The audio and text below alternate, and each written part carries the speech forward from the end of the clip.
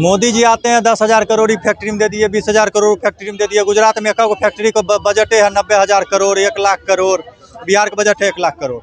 तो जब तक बिहार का बजट है उतने फैक्ट्री है गुजरात में।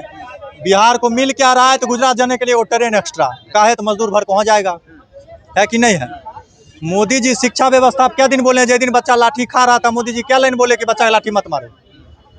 नीतीश जी क्या बराक बोले।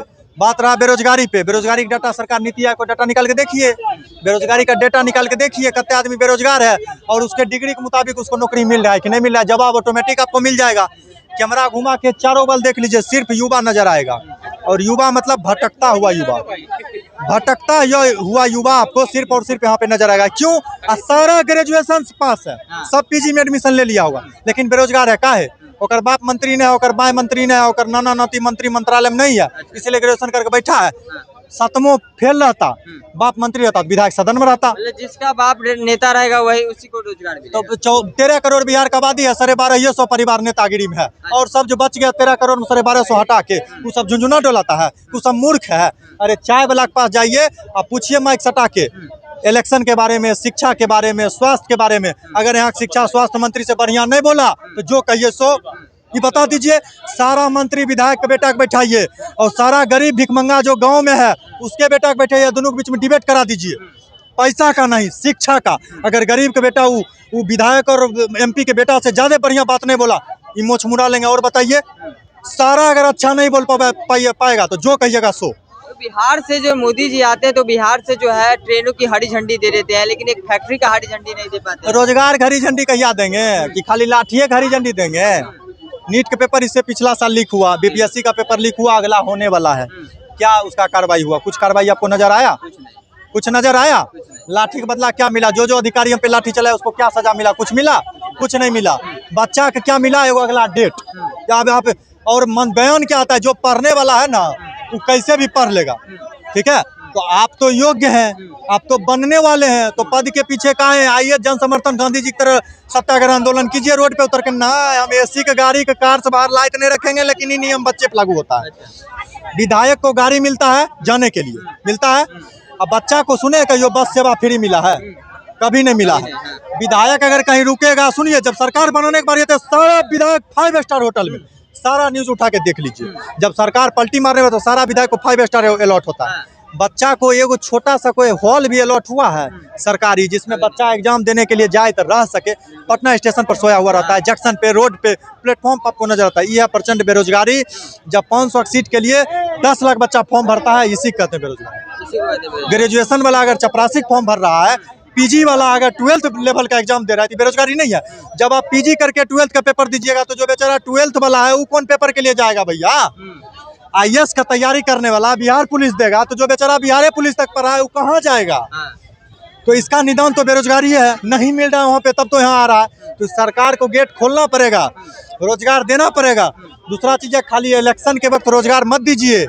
5 साल में 4-4 हजार करके दीजिए, ताकि जिसका उम्र अगला साल एक्सपायर होगा वो भी एलिजिबल हो सके, तो अफसोस नहीं हो। मान लीजिए मेरा उम्र 30 साल लास्ट डेट है, मेरा 29 साल उम्र है, इलेक्शन खत्म हो गया तो मतलब वैकेंसी आएगा अगला पंचवर्षीय में, हमारी उम्र खत्म हो गया, हमारी तैयारी चल गया। बच्चे का युवा खत्म, एज खत्म हो जाता है, नेता का कभी। वही तो हम कह रहे हैं कि नेता आदमी, बच्चा का नौकरी का रिटायरमेंट उम्र भैया 60 साल बाद वो रिटायर हो गया, लेकिन नेता का बुद्धि है 60 साल बाद खुलता है। जो नेता जितना बूढ़ा उतना बड़ा पद पे काहे 60 साल के बाद बुद्धि खुलता है।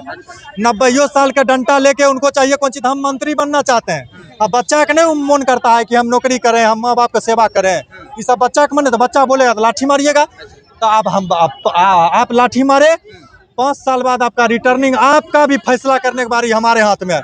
कहते हैं ना कि मेरा दिल तोड़ने वाले ये सोच लेना कि बारी आपकी भी आएगी, और आपकी बारी 25 में आ रही है। ईवीएम सामने होगा, अंगूठा हाथ में होगा, निशान हमारे सामने होगा, हम उस पे टिपेंगे, जो हमारे साथ होगा उसको हराएंगे, जो हमारे साथ नहीं होगा। तो नेता जो है वो 60 साल के होते तो कहते हैं हम युवा हैं। एकदम है। और जो 20 साल की युवा है वो बूढ़ पड़ रहा है। 20 साल की युवा भटक रहा है। पीएमसीएच में गोर जो है सो चूहा कतर रहा है, डॉक्टर इतना बेहोश है, एगो पैर टूटल रहेगा दूसरों तोड़ देगा, बेसी बेड मांगिएगा। तो यह अस्पताल का हाल समझ। स्वास्थ्य व्यवस्था पर एक्शन क्यों नहीं लिया जाता, उस पर क्यों क्या बात करते हैं? स्वास्थ्य व्यवस्था इतना सुंदर है, सारा नेता पीएमसीएच में इलाज कराता है, सारा नेता। इसीलिए तो बेड नहीं मिलता है गरीब। पीएमसीएच में इलाज इतना आसान है क्या? जानते हैं 2 कट्ठा खेत बेच के प्राइवेट में इलाज करना ज्यादा आसान है पीएमसीएच में बेड लेने के बराबर। अगर आप एगो मरीज को जो 2 दिन बाद मरेगा ओकरा पीएमसीएच ले जाइएगा और 2 दिन पहले मोक्ष मिल जाएगा।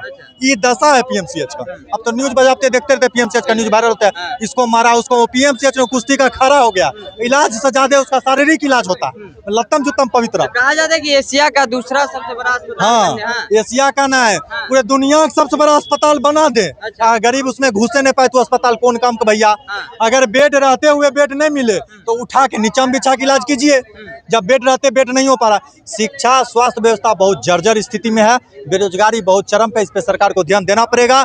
और दूसरा चीज है कि स्कूल का गति आप जाके देख लीजिए, सब नेता और जो थोड़ा मिडिल क्लास में ऊपर उठ जाता है सब बच्चा को प्राइवेट स्कूल में पढ़ा रहा है। अगर सरकारी स्कूल में भी प्राइवेट जैसा पढ़ाई होने लगे, अगर जो बीपीएससी से सिलेक्ट करके टीचर जा रहे हैं वो टीचर अगर सच में प्राइवेट जैसा पढ़ा के बच्चा को फैसिलिटी सरकारी में मिलने लगे, कहा जाएगा प्राइवेट केकरो रुपया काट रहा है जेबी में कि 5,000 का महीना देगा, केकरो 5,000 का महीना काट रहा है, लेकिन कष्ट काट के आधा पेट खा के बेटा का पटना भेज रहा है, वो भी प्राइवेट हॉस्पिटल, प्राइवेट हॉस्टल में रख रहा है, प्राइवेट कोचिंग में पढ़ा रहा है, प्राइवेट स्कूल में पढ़ा रहा है। कारण क्या है कि सरकारी में स्थिति जान रहा है, चपरासियों बनने लायक ही नहीं रहेगा।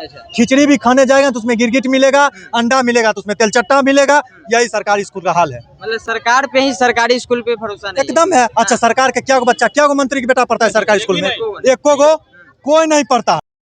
ये भी छोड़ दीजिए, ऊपर भी नहीं करता है, काहे कि जानता है कि हमारे बाप 5 साल मंत्री रह गया ना, तो हम सौंसे गाँव सबसे अरबपति आदमी होंगे।